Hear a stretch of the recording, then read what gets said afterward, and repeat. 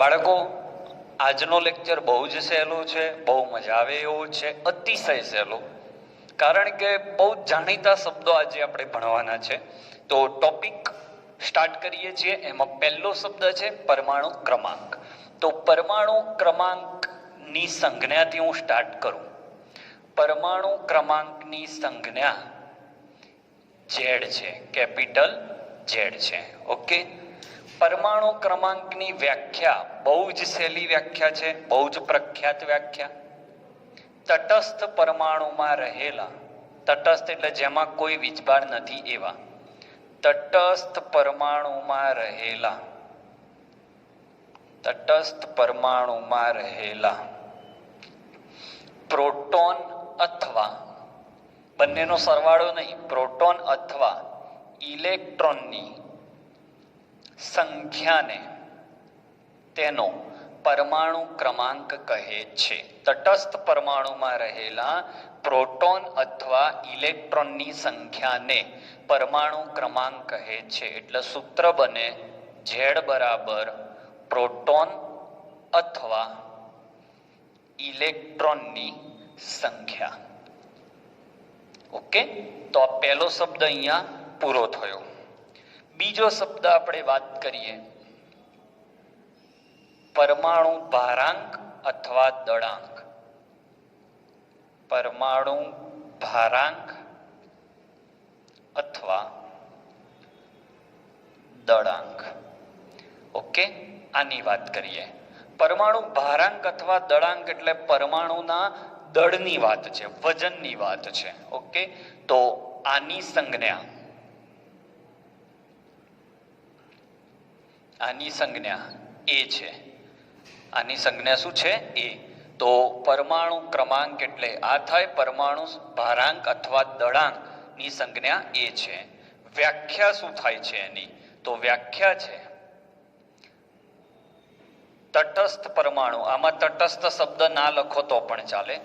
તટસ્થ પરમાણુમાં રહેલા, બરાબર સમજો વાક્યને, રહેલા પ્રોટોન અને, અને મતલબ સરવાળો થશે, પ્રોટોન અને શબ્દ છે, અને ન્યુટ્રોનની સંખ્યાના સરવાળાને પરમાણુ ભારાંક, પરમાણુ ભારાંક એ કહે છે. પરમાણુમાં રહેલા પ્રોટોન અને ન્યુટ્રોનની સંખ્યાના સરવાળાને પરમાણુ ભારાંક કહે છે. બરાબર, તો સૂત્ર શું થાય? તો એ બરાબર પ્રોટોન વત્તા ન્યુટ્રોન.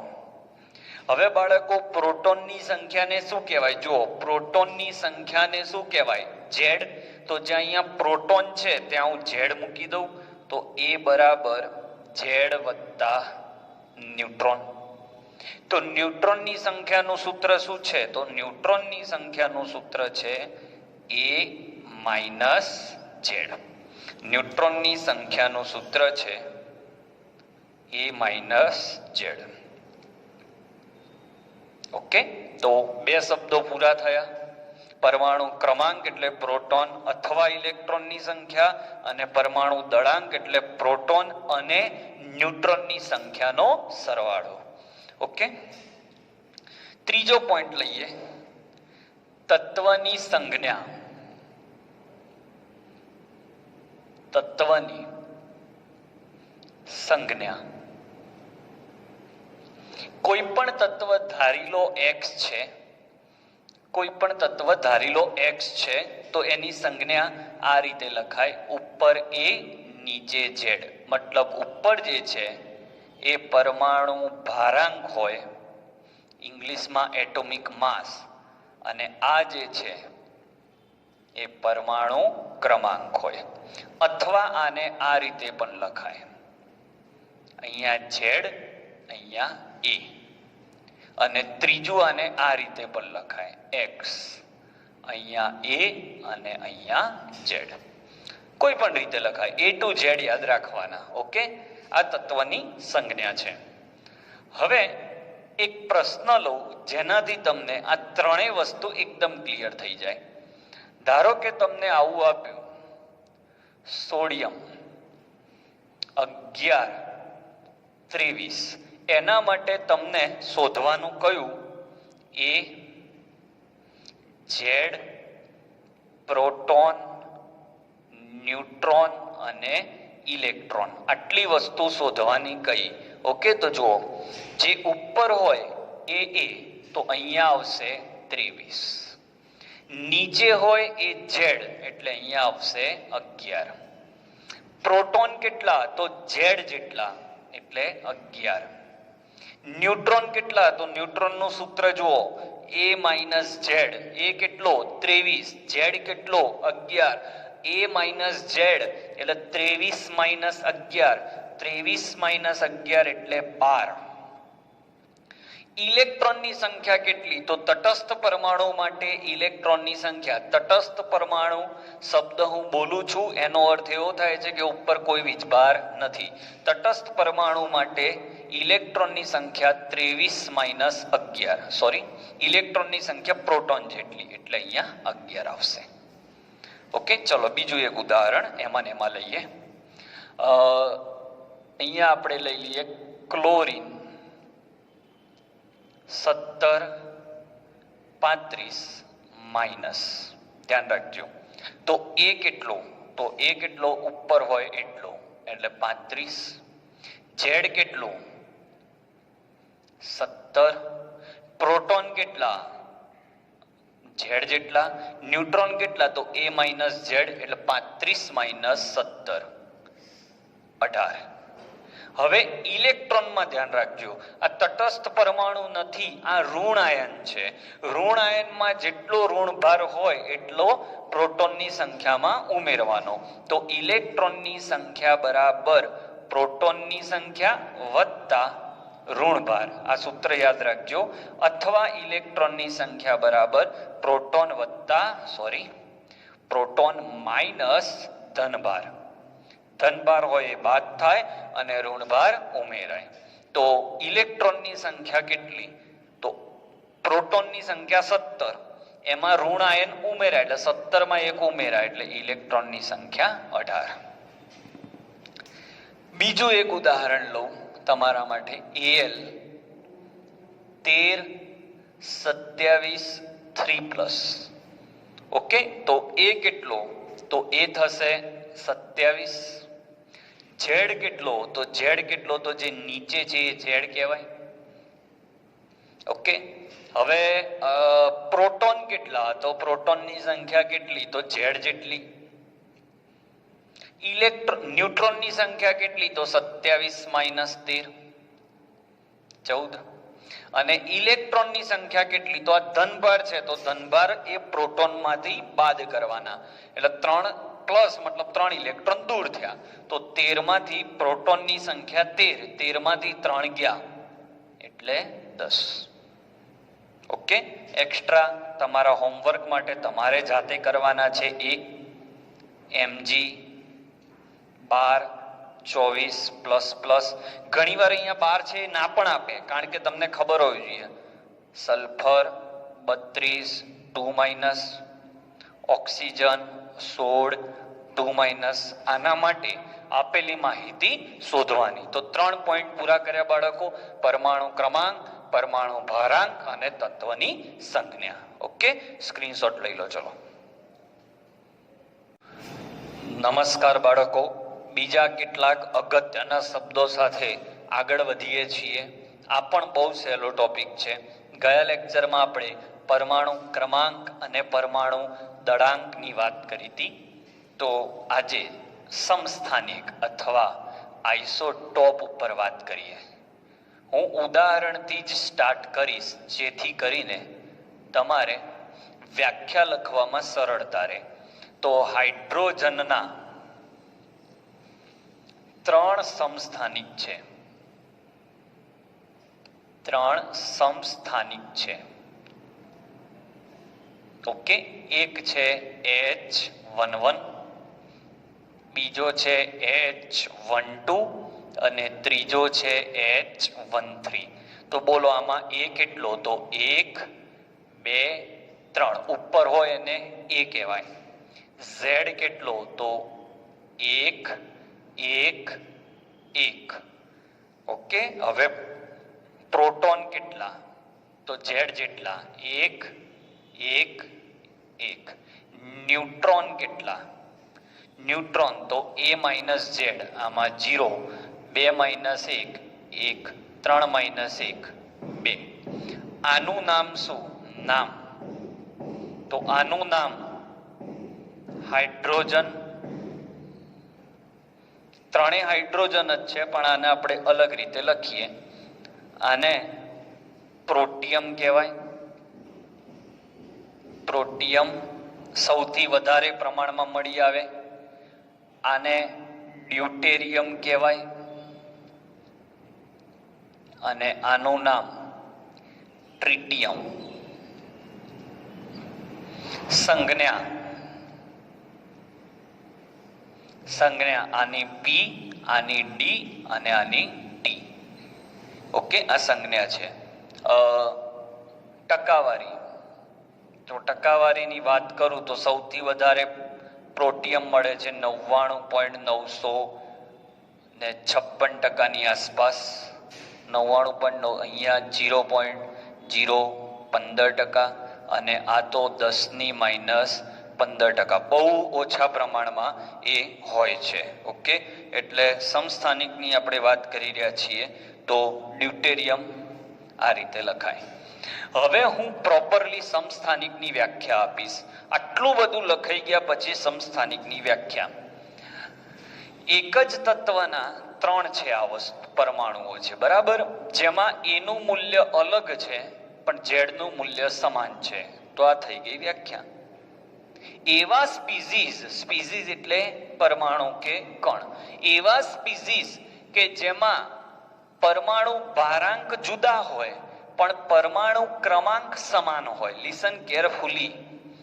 પરમાણુ ભારાંક જુદા હોય પણ પરમાણુ ક્રમાંક સમાન હોય એને આઇસોટોપ કહેવાય.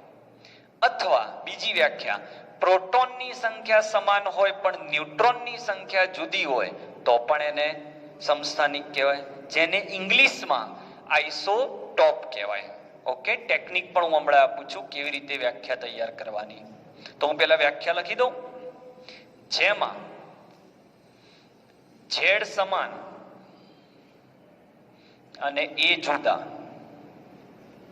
અથવા જેમાં પ્રોટોનની સંખ્યા સમાન પણ ન્યુટ્રોનની સંખ્યા જુદી, તેને એકબીજાના સમસ્થાનિક કહેવાય.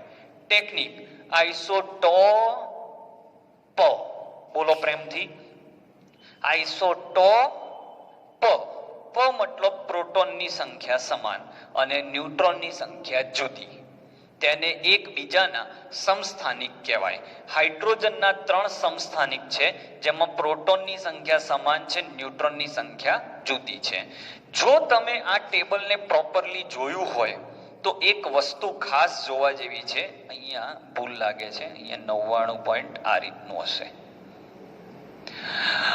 આમાં ખાસ એક વસ્તુ જોવા જેવી છે કે અહીંયા એક પરમાણુ એવો છે જેમાં ન્યુટ્રોનની સંખ્યા 0 છે. એટલે આ ખાસ યાદ રાખજો, આખા કેમેસ્ટ્રીમાં માત્ર પ્રોટિયમમાં ન્યુટ્રોનની સંખ્યા 0 છે. માત્ર પ્રોટિયમમાં ન્યુટ્રોનની સંખ્યા 0 છે. ક્લિયર? તો આ આઇસોટોપ થઈ. બીજી અગત્યની વાત કે સમસ્થાનિકમાં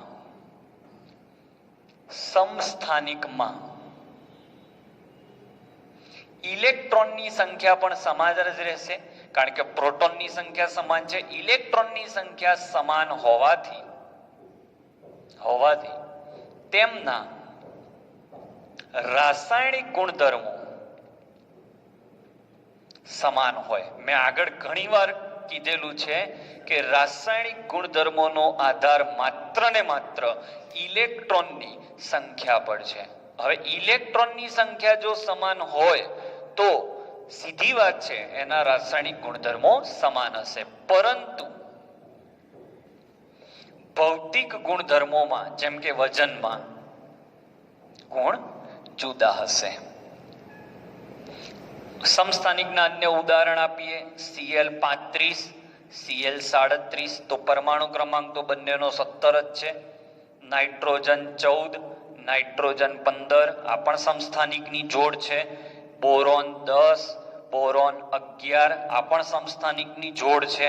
તો સમસ્થાનિક એટલે શું? જેના પરમાણુ ક્રમાંક સમાન છે પણ પરમાણુ દળાંક જુદા છે, જેને ઇંગ્લિશમાં આઇસોટોપ કહેવાય, જે પ મતલબ પ્રોટોનની સંખ્યા સમાન. ઓકે, લઈ લો સ્ક્રીનશોટ. ચલો, એવો જ એક બીજો શબ્દ છે સમભારિક. આમ તો શબ્દ પરથી જ ખબર પડી જાય, છતાં આપણે ઉદાહરણ લઈને સમજીએ. કાર્બન 614 અને નાઇટ્રોજન 614, નાઇટ્રોજન 714. આ બંને એકબીજાના સમભારિક કહેવાય. કેમ? તો અહીંયા તમે જોઈ શકો છો એનું મૂલ્ય 14 અને 14, જ્યારે ઝેડનું મૂલ્ય 6 અને 7. ઓકે, એટલે સીધી વાત એ થઈ ગઈ. ન્યુટ્રોનની સંખ્યા ગણશો તો 14 - 6 8 અને અહીંયા 7. પ્રોટોનની સંખ્યા પણ આમાં જુદી જ રહેશે, આ 6 અને આ 7. જો કે આપણે આ બે ભાગને જોવાના નથી, ખોટું કન્ફ્યુઝન થશે. આપણે આ બે જ જોવાનું છે. તો વ્યાખ્યા બોલો સમભારિકની, તો વ્યાખ્યા કંઈક આવી થશે. અહીંયા લખીએ. જે સ્પીસીઝમાં, સ્પીસીઝ એટલે કણ, કણ એટલે અણુ, પરમાણુ કે આયન. જે સ્પીસીઝમાં પરમાણુ ભારાંક, જો અહીંયા આઇસોબાર સમભારિક, સમભારિક એટલે સમાન ભાર, ભાર એટલે વજન. જે સ્પીસીઝમાં પરમાણુ ભારાંક સમાન હોય પરંતુ પરમાણુ ક્રમાંક જુદા હોય, તેને એકબીજાના સમભારિક કહે છે. અન્ય ઉદાહરણ આપણે જાતે આપી શકીએ છીએ, એકદમ સહેલા છે. તમે બોરોન, કોઈ પણ બીજા 1-2 ઉદાહરણ આપણે લઈ લઈએ. ઓક્સિજન 8 16, પછી ઓક્સિજન 8 17 લઈ શકો છો, બરાબર. અને એની ઉપર નાઇટ્રોજન છે 7 દુ 14, આના પછી ફ્લોરિન છે. તો જેના જેના ભાર આની સાથે સમાન થતા હોય, સમજો કે અહીંયા હું 18 લઉં. ઓકે, તો 18 એટલે ઓક્સિજન. ફ્લોરિન આપણે લઈએ 19 છે, કે ફ્લોરિન 9 19. તો આ એકબીજાના સમભારિક ના કહેવાય, પણ જો અહીંયા ઓક્સિજન 19 નંબર મળતો હોય તો એ એકબીજાના સમભારિક કહેવાશે. ટૂંકમાં જેના વજન સમાન હોય તેઓ એકબીજાના સમભારિક કહેવાય. અન્ય એક શબ્દ લઈ લઈએ, આઇસોટોન.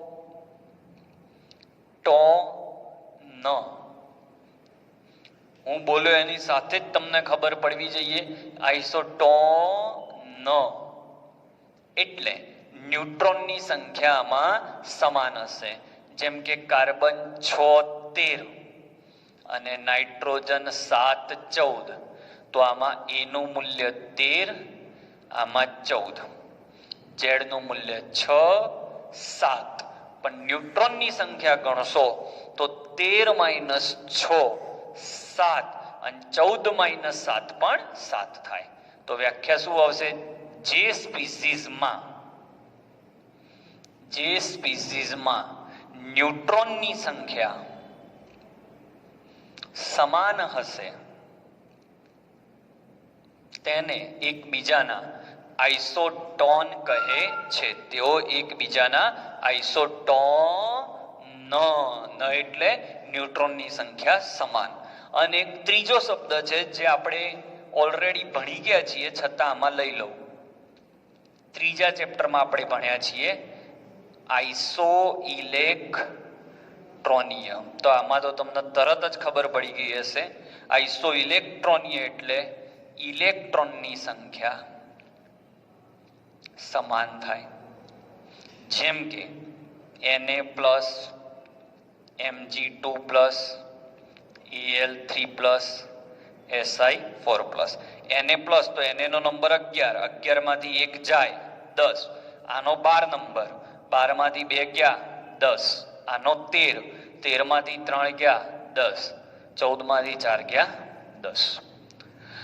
તો આ સાથે ટોટલ કેટલા શબ્દો થયા? તો પરમાણુ ક્રમાંક, પરમાણુ દળાંક, સમસ્થાનિક આઇસોટોપ કહેવાય જેને, આઇસોબાર ભાર સમાન હોય અને આઇસોટોન ન્યુટ્રોનની સંખ્યા સમાન હોય. તો આ બે લેક્ચર બહુ જ સહેલા હતા. ઓકે, સ્ક્રીનશોટ લઈ લો.